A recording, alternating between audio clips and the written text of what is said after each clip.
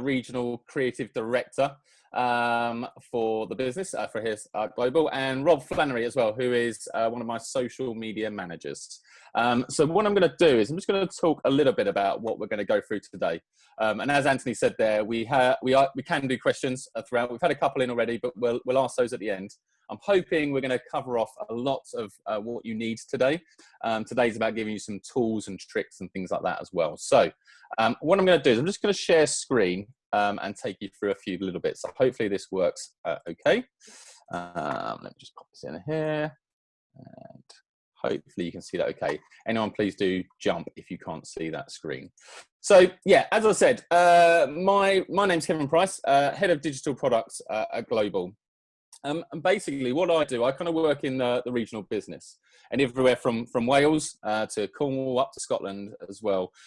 Working with clients very much like yourselves on a commercial basis, looking at how we can improve what you're doing on digital, and looking at things like social media, looking at websites, and looking even at digital audio as well.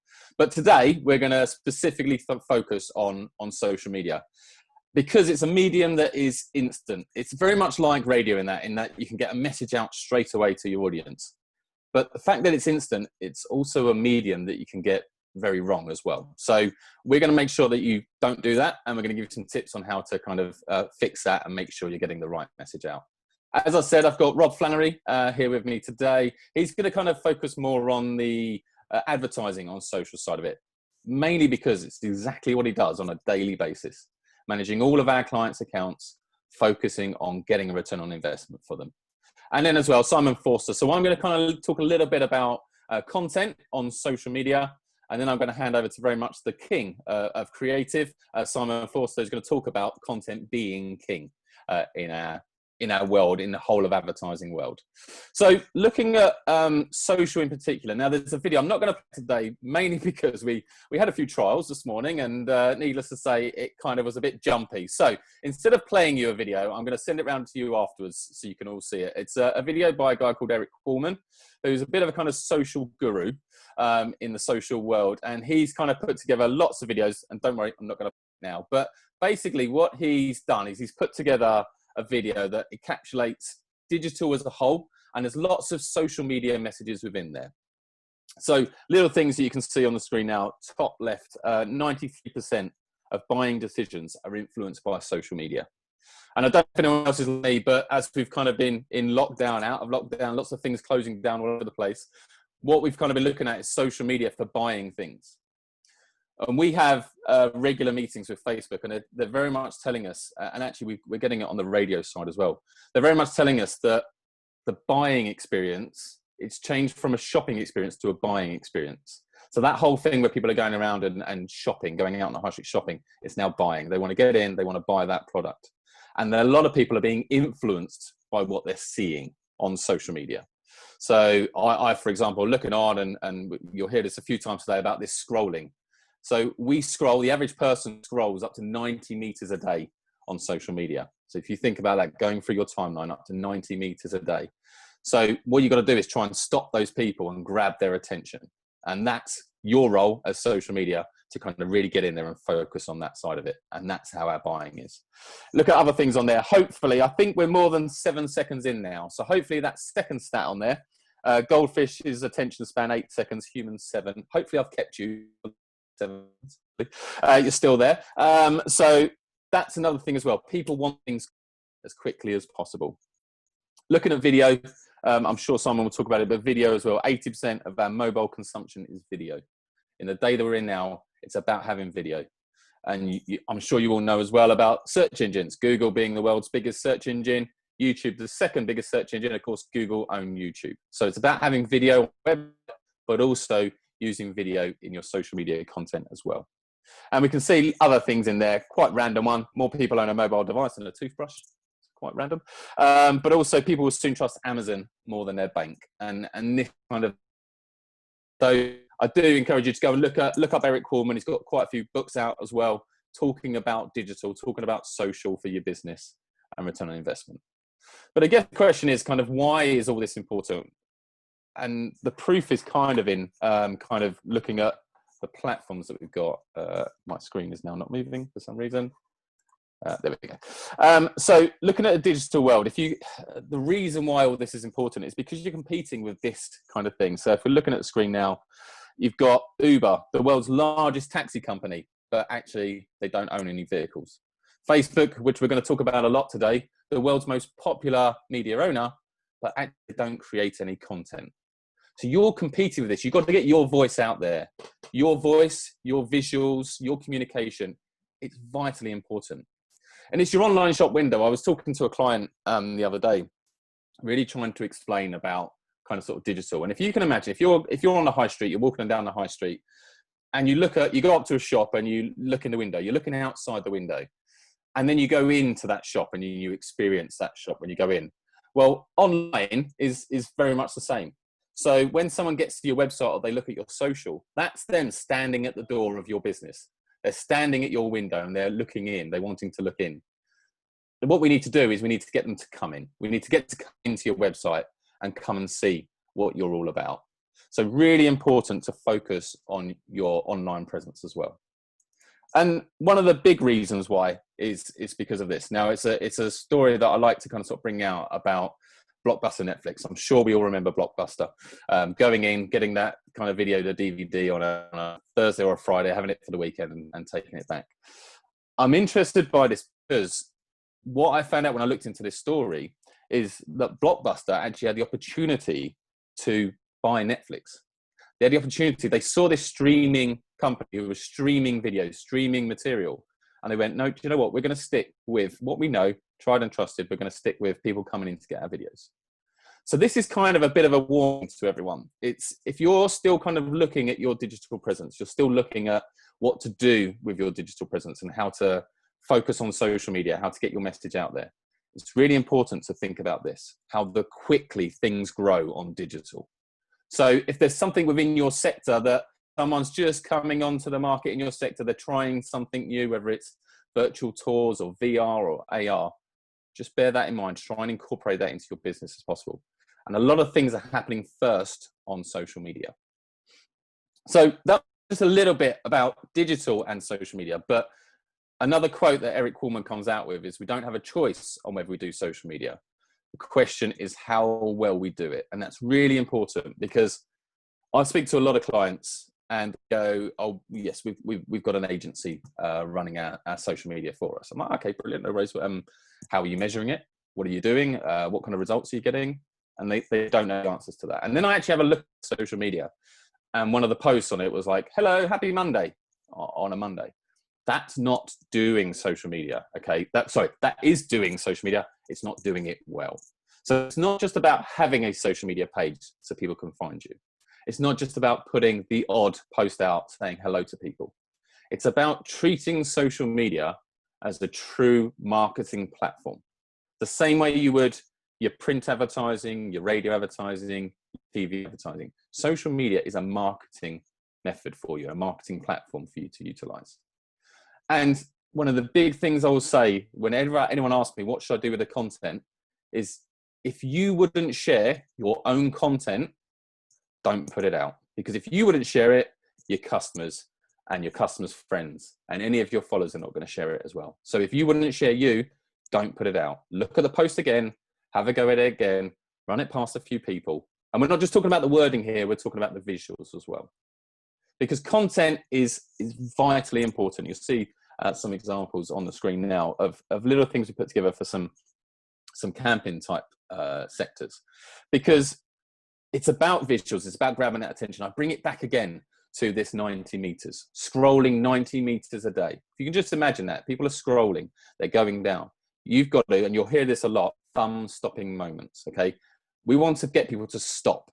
When they're scrolling, we want to stop with their thumb. And I'm sure someone would talk about it in radio. My background's kind of writing radio ads as well. And whenever we are writing a radio advert, our method and our focus is to grab people's attention. So when they're doing other things, we want them to stop and listen to the radio ad. It's exactly the same with social. We want them to stop. While they're scrolling, stop and view your content.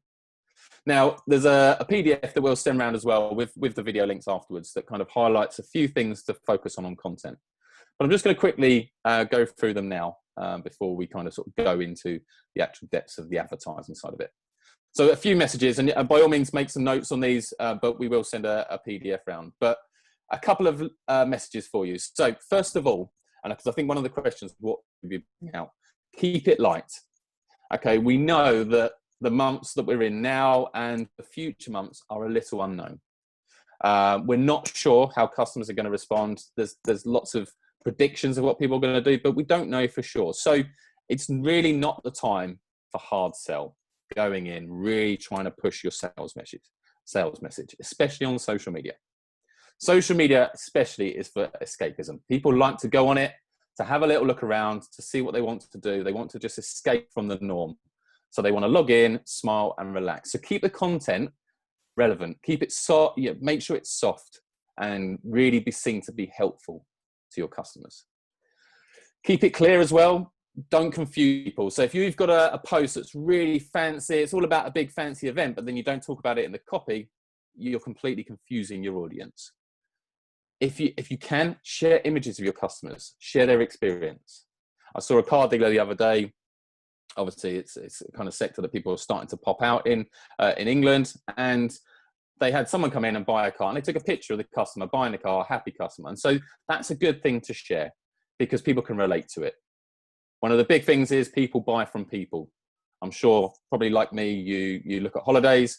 You do is go on TripAdvisor, see what people are saying about. It's the same on social. People want to see people. They want to buy from people. A really big one, keep it up to date. It's really important to keep on top of the platforms that you're using. So, we have a slight benefit as an agency partner with Facebook that we get weekly calls with our account manager, who's kind of giving us updates all the time on advancements, things to keep an eye out for. Even the one last week talking about Christmas. So talking about Christmas in June was quite random, but we were talking about Christmas. We're looking ahead. So advice, if you can, look at Blueprint by Facebook. So you can just go on there and see any of the updates that are going on. Keep ahead of the game. We mentioned it at the start about kind of sort of Blockbuster and Netflix. Always keep ahead of the game because otherwise your rivals will be doing that. Keep it engaging. So it's not just about the posts that you're putting out. You've got to bring your audience in. Things like quizzes, surveys, asking your customers what they like, what they don't like, what you should be doing, what's going to make them come into your business. Is it safety? Is it offers? Is it discounts? Ask your customers, talk to your customers. Make sure that you're showing that you're caring about your customers as well. Relate them, really make them feel at ease. But throughout all the advice, most of all, just keep it you. Don't try and be something you're not on social.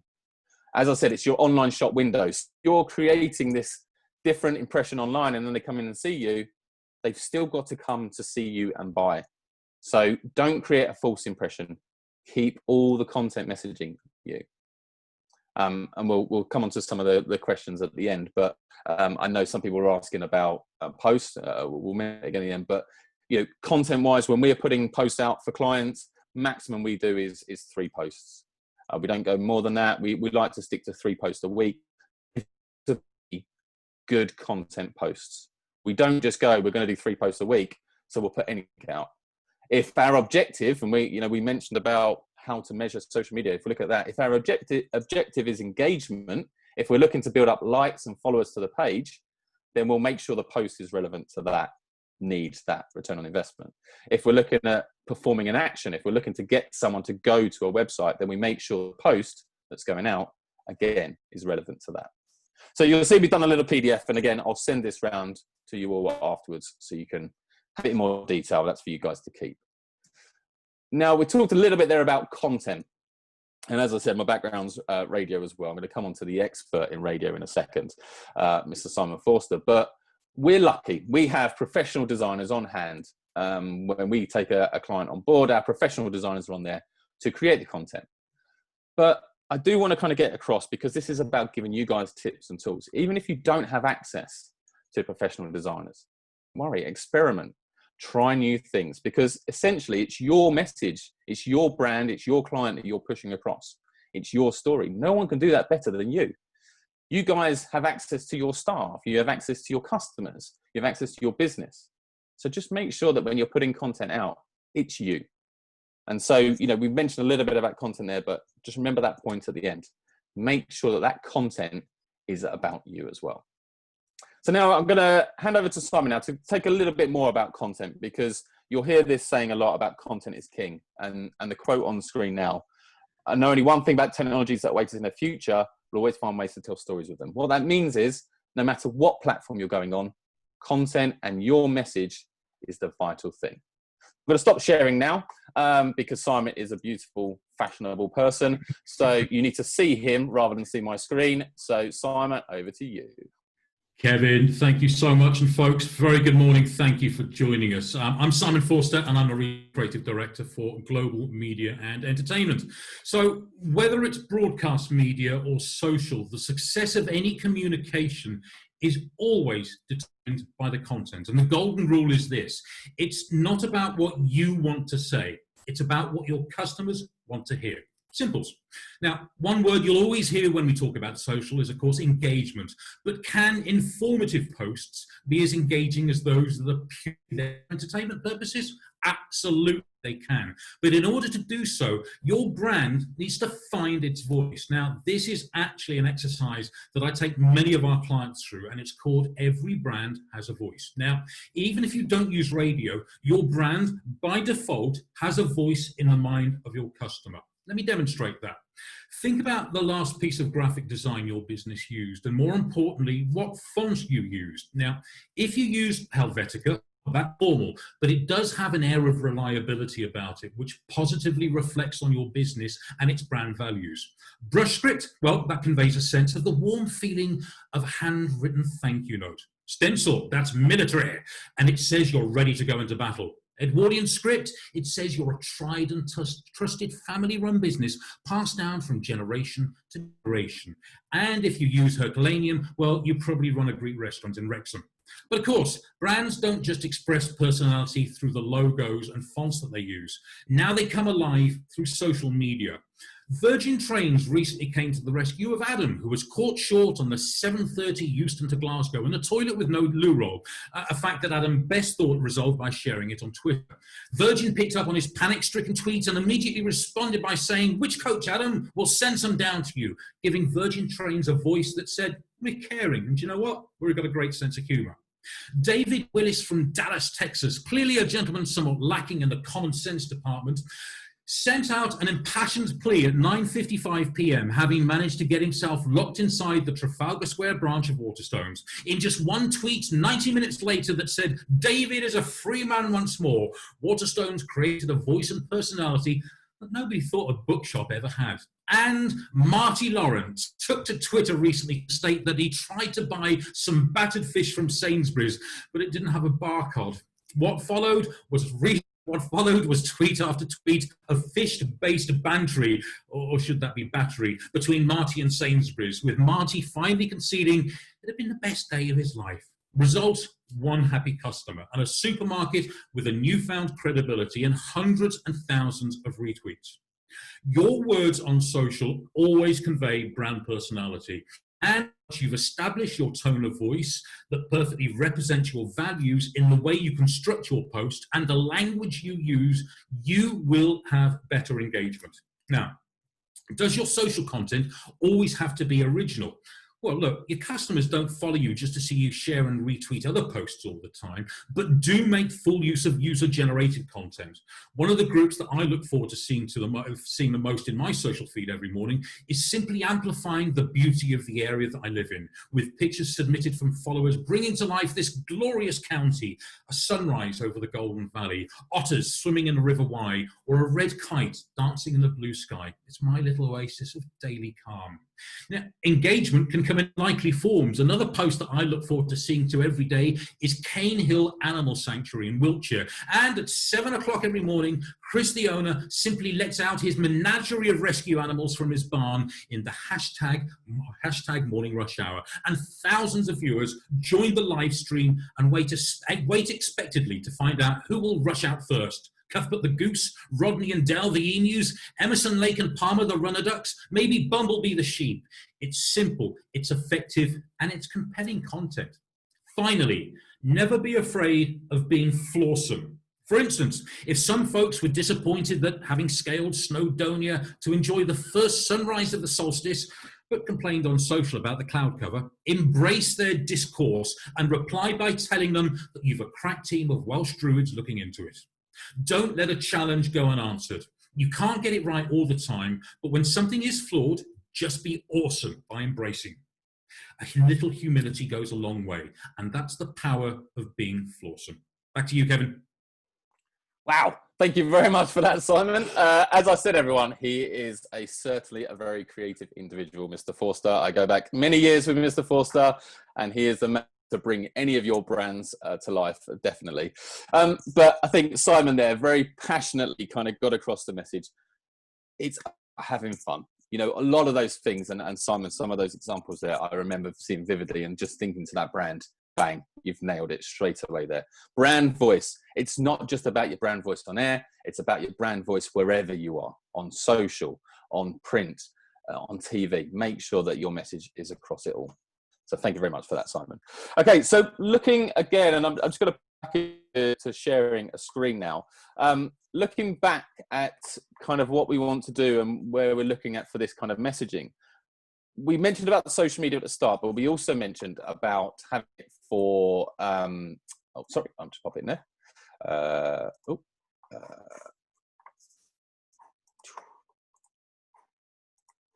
Can't seem, can you, is my screen sharing? Not at this stage. It's not working. 1, 2, 6. Apologies for this. Let's see if we can get it working now. Share. There we go. That's it. Cool. So yeah, what we're going to look at now is going to focus a little bit on the advertising side of it. 'Cause I know some of you guys are looking at what we can do on advertising. So here are some stats that I managed to kind of pull. And again, this is from Facebook Insights, just looking at what kind of the audience is doing. And I mentioned it at the very much at the start about making sure if you're going to do social media, the Eric Coleman quote, it's not just about doing it, it's about doing it well. And as Simon said there, he remembers those messages that he saw on Facebook. So imagine Simon scrolling 90 meters a day, those jumped out at him. And that one he goes back to regularly because it brightens his morning. That's what we're talking about, escapism. We're talking about having social media for escapism. So just really bear that in mind, because we can see here, top 3 ways UK millennials seek travel advice on Facebook. Viewing photos and videos. They want to check in while traveling. The big thing that we're seeing, I'm not sure it's quoted here, but this kind of generation that's growing up now, they want to make sure these images are Instagrammable, which is a fancy new word, but Instagrammable, making sure that when they go to your venues, they want to be able to share it. They want to be able to highlight what they're seeing and kind of what they're pushing across. Some more stats here. 40% of millennials are choosing their holiday destinations based upon how socially shareable their holiday will be. That's quite random, but they want to know that where they're going to, people, their followers, especially if they're, someone who people are lots of followers, they want to go out there and they want people to see what they're doing. And 80% of UK travellers say quality of accommodation is a reason for staying loyal to a travel company. So it's all about quality, making sure you get a message, but making sure you're sharing as well. And we're going to talk about it in a second in terms of Rob's going to go through some things to focus on when it comes to your advertising. But just to share how we do it. So when we're looking at our brands and we're focused on it, we do focus on KPIs, return on investment. So we're looking at things like click-throughs. We're looking at total campaign clicks from the impressions and the reach, etc. So these are just some stats on the screen that you can see. They're the kind of things we look at, covering up the brands there. But obviously, when you're doing a social campaign, or if you've got an agency looking at your social campaign, really focus on the amount of impressions you're getting, the reach you're getting, how many click-throughs you're getting. Really focus on making sure you get a return on investment for what you're getting. So I'm just going to hand over to Rob now. Rob, I'll run the screen for you. But do you want to just talk a little bit about advertising as well? And I'll put myself on mute for you. Cool. Yeah, thanks very much, Kev. So social advertising. So I've kind of structured today's little talk around some of the questions that have already come in regarding social advertising, KPIs, what sort of stuff we should be focusing on. As Kev mentioned earlier, I sort of work across about 15 campaigns at any one time, sometimes more.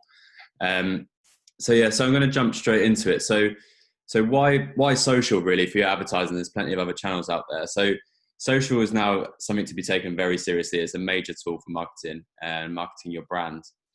With other channels like radio, TV, outdoor, print, you're relying on the audience being in the right place at the right time, or purchasing a product in order to see your ad with a magazine or newspaper. So with social media, literally everyone now has a phone. I think I've just put my notes there from Kev's earlier slide that more people have got a phone than a toothbrush, which is crazy. But what that means is that they are literally walking around with that advertising in their pocket.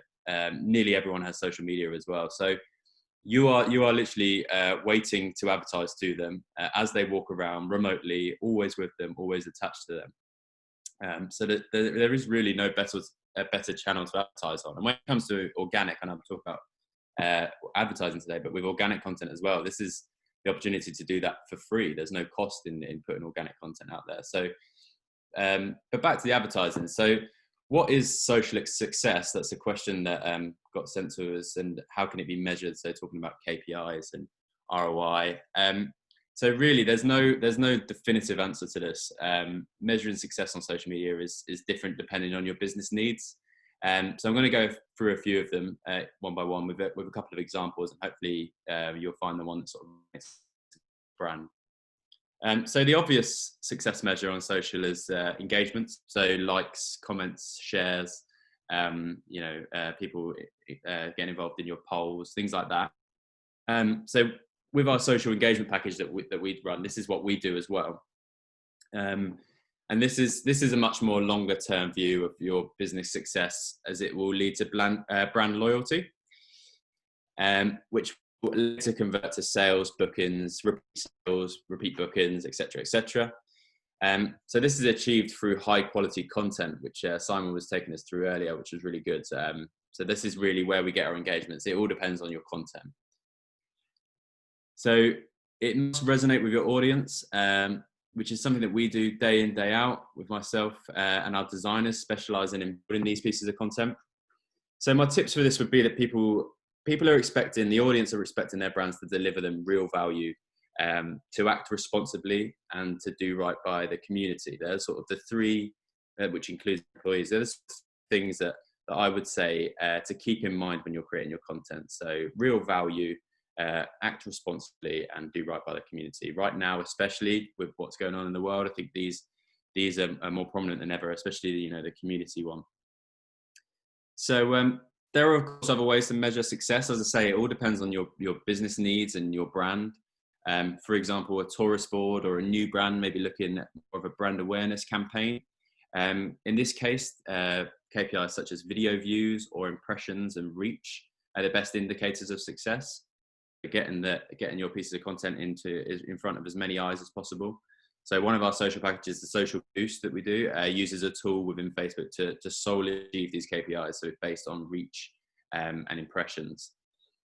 On the other hand, your company may have a definitive conversion at the end of your sales funnel. So the likes of people that are selling goods, or you may be a accommodations, a hotel or a B&B. So there is a literal booking at the end of it. There is a proper conversion. So here, this is what we deal a lot with our social action package. So this is where we will concentrate on getting outbound clicks as our focus KPI, which takes you to your website. Takes people from Facebook, for example, to your website.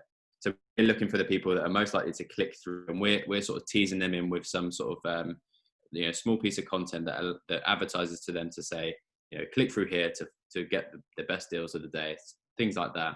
And we're trying to encourage as much web traffic as possible to your website. Furthermore, though, what we can do is working with a web team, or whether you run your own website or outsource that, we can place pixels on your website to fire that. So they will fire when conversion takes place. So when someone makes a booking, they'll go through to the confirmation page. Your booking is confirmed. We'll take that URL. We'll place a pixel on there. We'll know that every person that has visited that, we can then retarget. So it might not be that we retarget them straight away. Of course, they've just made a booking, but we may retarget them 6 months down the line for if they booked in spring, they may be looking for an autumn break or something like that. And further to that as well, this is the different levels that we can get at with this, different types of targeting. But we could get people to drop off just before the confirmation as well. So they may look through the options, the dates of when they want to do their booking, or if it's a goods website, they may scroll through your products and then they bounce out of the website. So we can track those people, and we can then retarget them on Facebook, say in our copy in the content, oh, sorry to see you leave so soon. Hopefully we can entice you back with this extra 5% off our product, something like that. So this is where we can really utilize it as a proper marketing tool. Like Kev said earlier, when people are sort of putting Happy Monday, things like that, it's fine. And it's good that there is a voice on social. It's good to be present. But that is very much the first step. And there are 100 steps, that we can take with this. So that's where we're sort of here to help guide you. Well, we do all that, but we can also help sort of in terms of consultation basis as well, to make sure that your brand is doing the utmost they can to get as much as they can out of social media. So on to sort of why now, I guess. So in a nutshell, right now, you're going to get more value for money. So if you've never used social media advertising before, it's a perfect time to trial it. It really is. If you've already used social media ads before, then it's an opportunity to try something new, A/B split tests, pieces of creative or content, or try a social campaign that might have been put on the back burner for a while. This is because, thanks to the lockdown, available to do generally, everyone's bored. The lockdown, so yeah, the screen time is currently at an all-time high, and there's only so many times you can go and watch something on Netflix or do a puzzle. People are turning to their phones to be entertained by the pieces of content. So screen time, as I say, is at an absolute all-time high.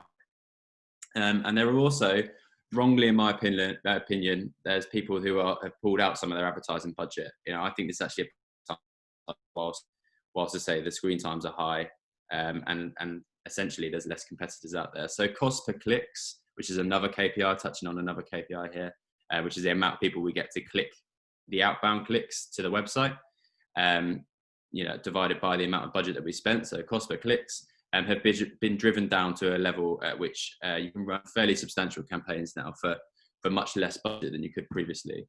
So in a nutshell, more bang for your buck. So yes, in summary, it's a chance to give yourself a social media presence that you may not have previously budgeted for in your marketing spend. I'd say if you're not doing it, you 100% should be doing it. It's a captured audience there. Like I say, you're in their pocket.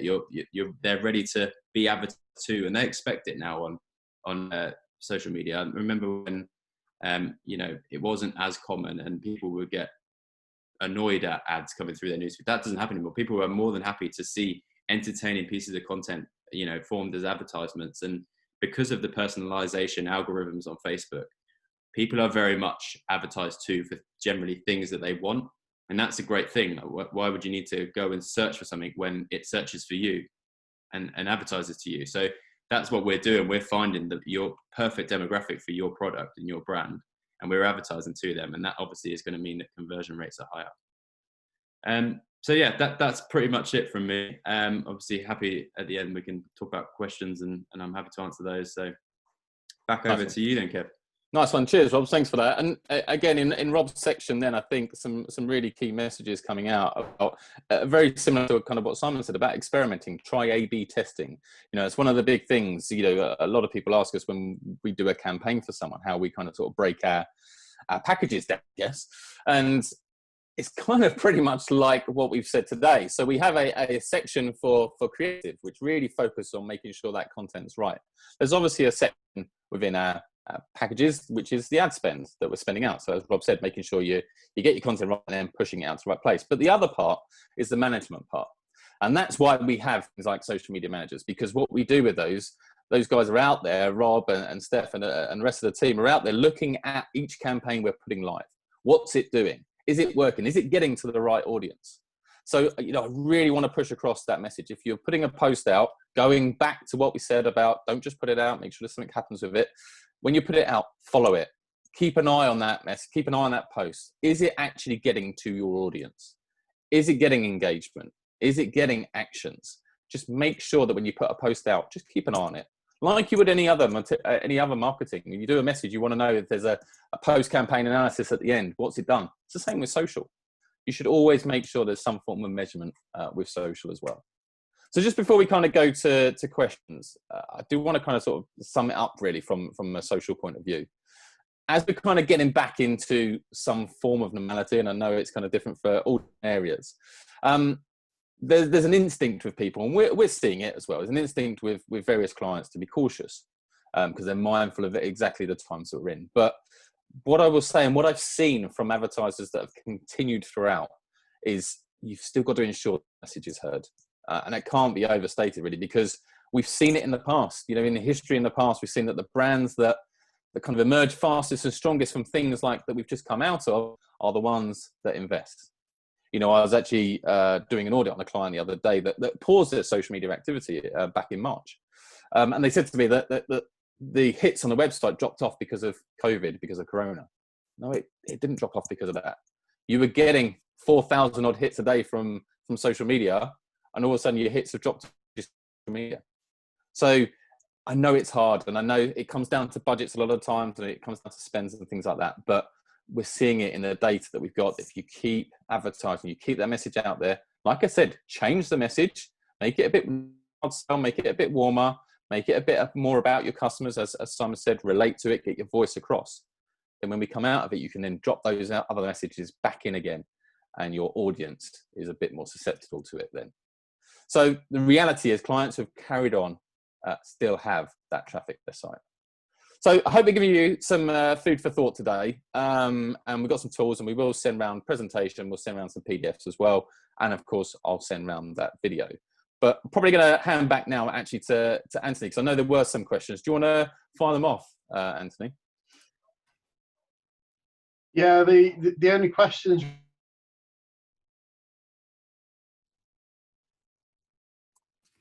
Oh, I've lost you then. Sorry, can you hear me again now? Yeah, I can hear you now. Yeah. Okay.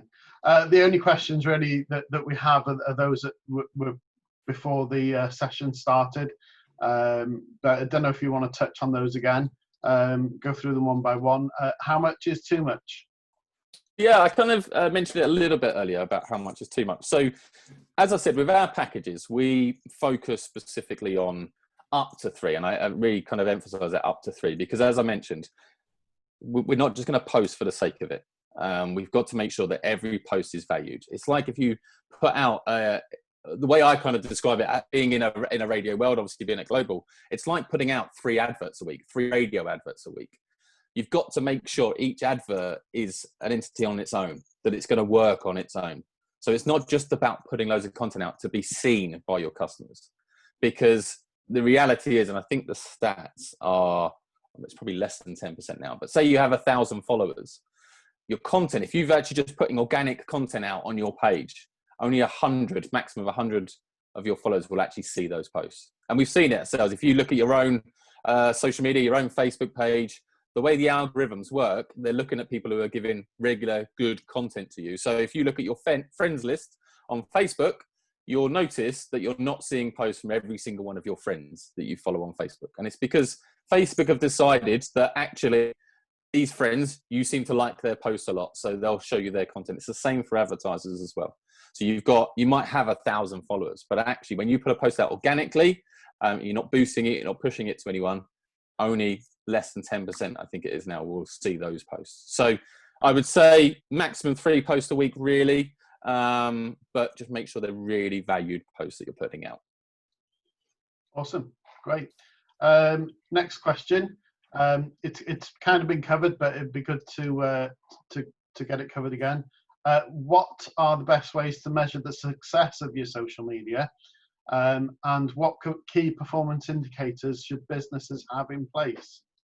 Cool. Okay. Well, I'll just talk my bit first, and then I'll hand over to Rob. But I showed a couple of the case studies we have there, and we have sort of multiple products. So some of our products, which are just solely focused on reaching an audience. So we go, right, it depends what the message is as well. So if a message is, I just want to get this, say it's a university and they want to just push an open day, and just want to get that message out there.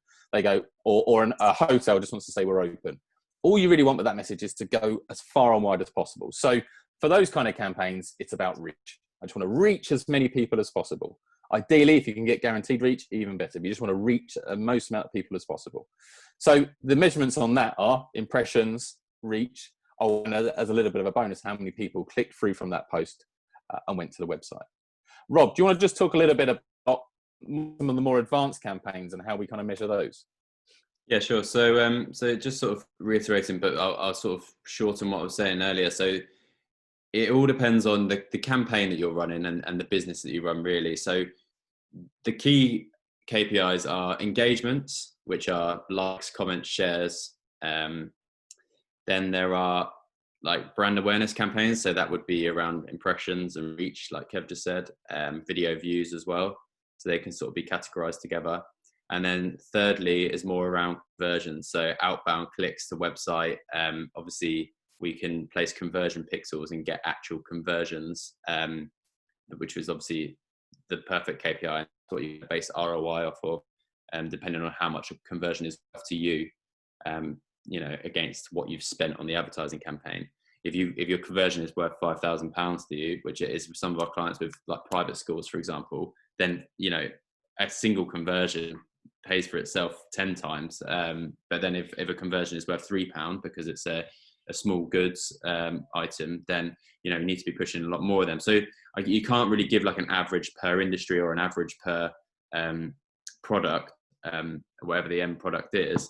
It kind of needs to be totally tailored around what you do. And that's where we can sort of help to understand what success looks like to you. But that as a top line, there's engagements, impressions, reach, video views, outbound clicks, sort of the ones that you want to be looking at, but each one will depend on what you're trying to achieve with what that campaign is that you're running.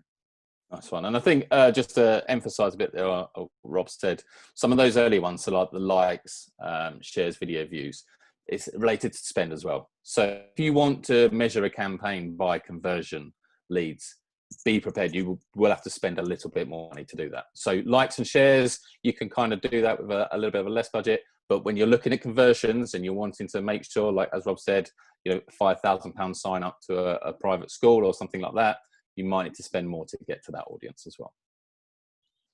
Cool. You've already touched on this, but I'll ask the question just in case you want to add anything to it. Any advice on paid advertising and how to get the most from this, as well as the return on investment measures? Rob, do you want to kind of sort of do that, or what we've covered off? Yeah, I think I've covered it, to be honest. Measured by making sure that you've got everything technically in place with your website and your final piece of your sales funnel, so whatever that conversion is. And once you get that pixel in place, then you can really measure how much a cost per conversion is, which is really where your ROI comes from.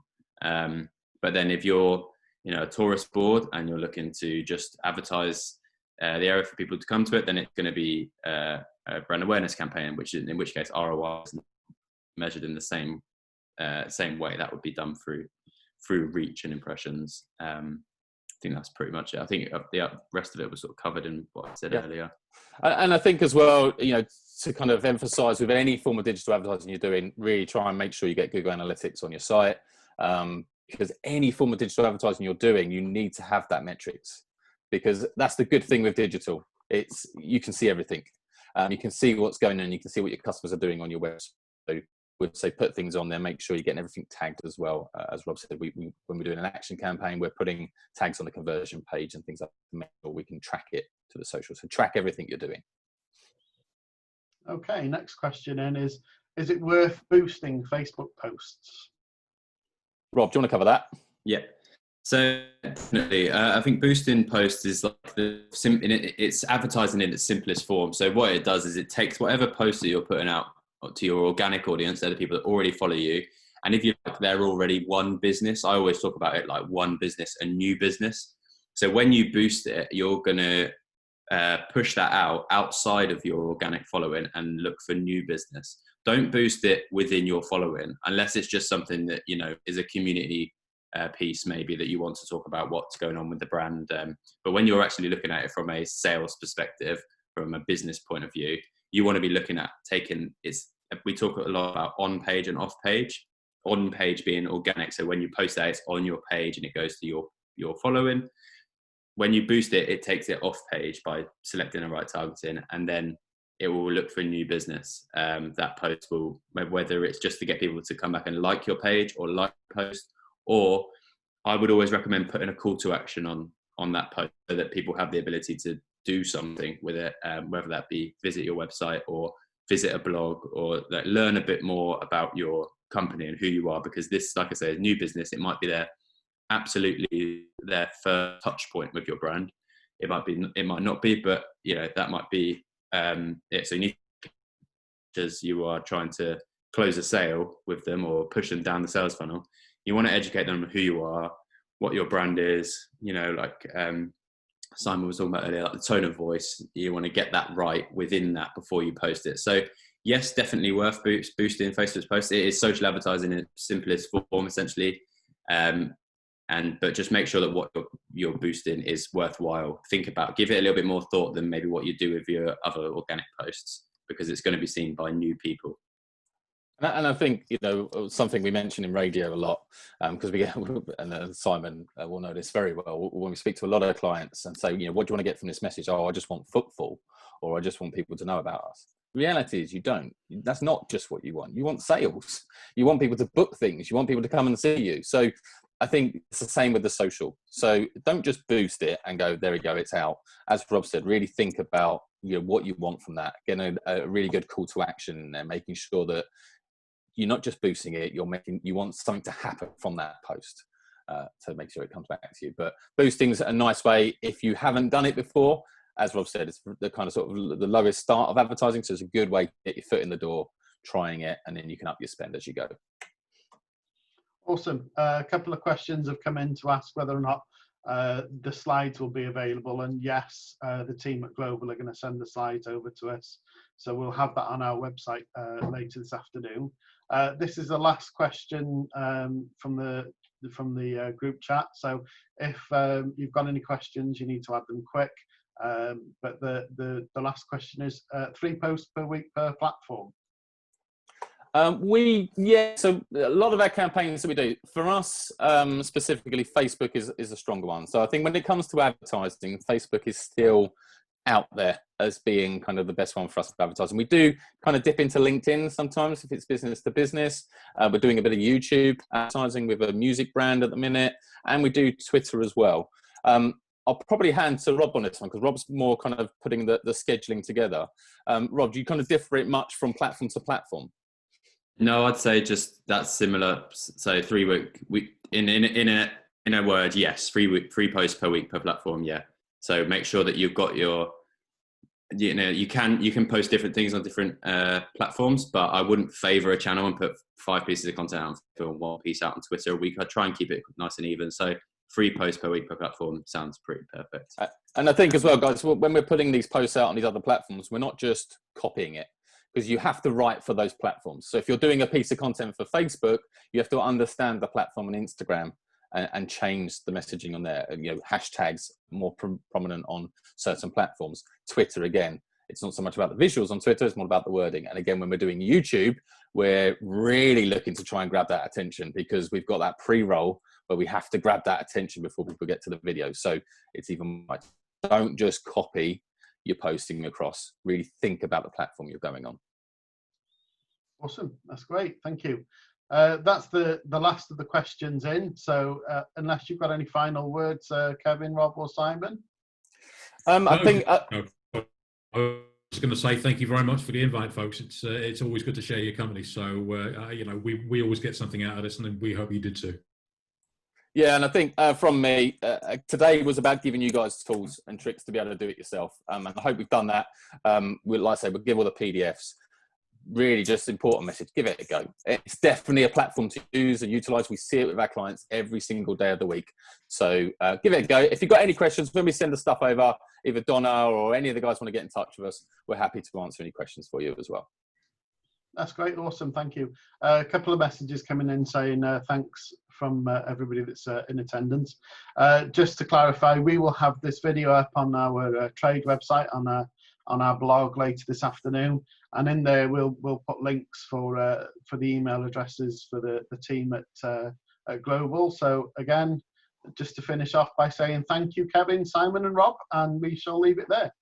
Cheers. Thanks all. Thank you. Bye-bye. Thanks, everyone. Bye-bye. Bye-bye.